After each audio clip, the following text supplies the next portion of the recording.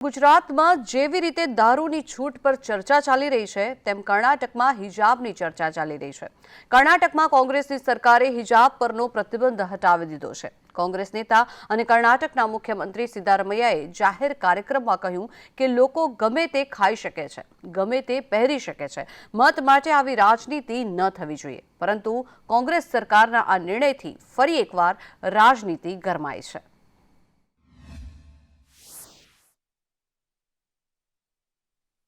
ફરી ચર્ચામાં આવ્યો હિજાબ। કર્ણાટક સરકારે હટાવ્યો પ્રતિબંધ।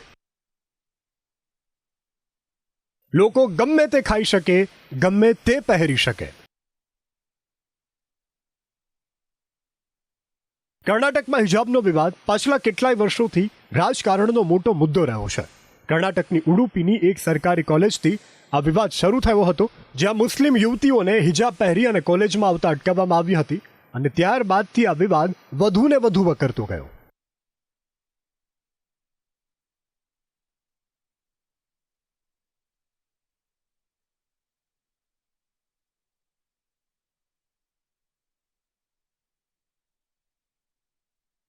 હિજાબ પર પ્રતિબંધ મૂકનારા શાળા કોલેજોમાં યુનિફોર્મ કોડની વાત કરી રહ્યા હતા કે શાળા અને કોલેજોમાં ડ્રેસ કોડની વિશેષ છૂટ ન અપાય।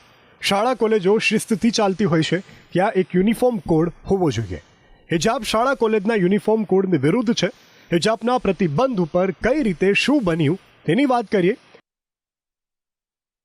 31 ડિસેમ્બર 2021ના રોજ ઉડુપી સરકારી કોલેજમાં હિજાબ પર પ્રતિબંધ મૂકવામાં આવ્યો।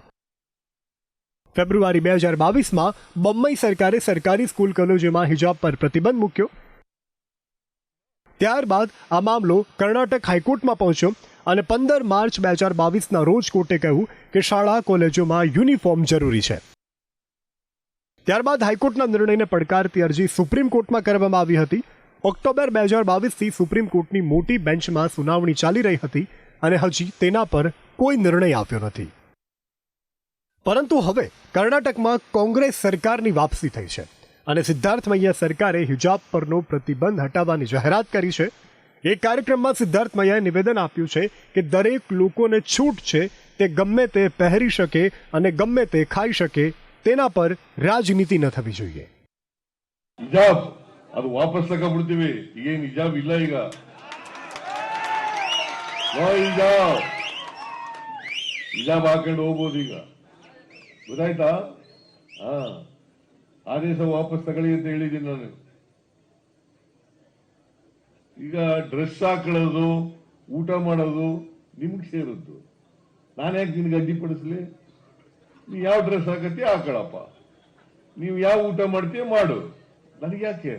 ನಾನು ಊಟ ಮಾಡೋದು ನಾ ಮಾಡ್ತೀನಿ, ನೀವು ಊಟ ಮಾಡೋದು ನೀವು ಮಾಡ್ತೀಯ, ಅದು ನಿನ್ನ ಹಕ್ಕು, ನನ್ನ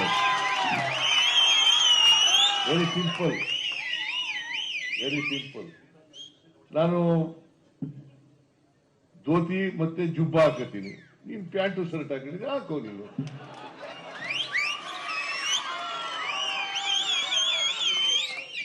ಅಲ್ವಾ? ತಪ್ಪೇನಿದೆ ಇದರಲ್ಲಿ? તો બીજી બાજુ આ મુદ્દે ભાજપ આક્રમક બની છે।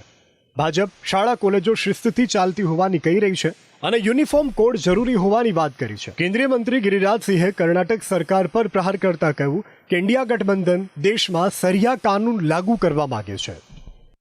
कांग्रेस पार्टी की सरकार है कर्नाटक में,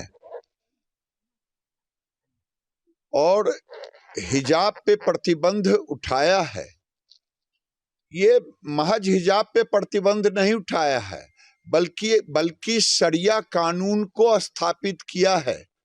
अगर राहुल गांधी कांग्रेस और इंडी गठबंधन की सरकार देश में बनी तो इसी तरह से इस्लामिक कानून, शरिया कानून लागू होगा।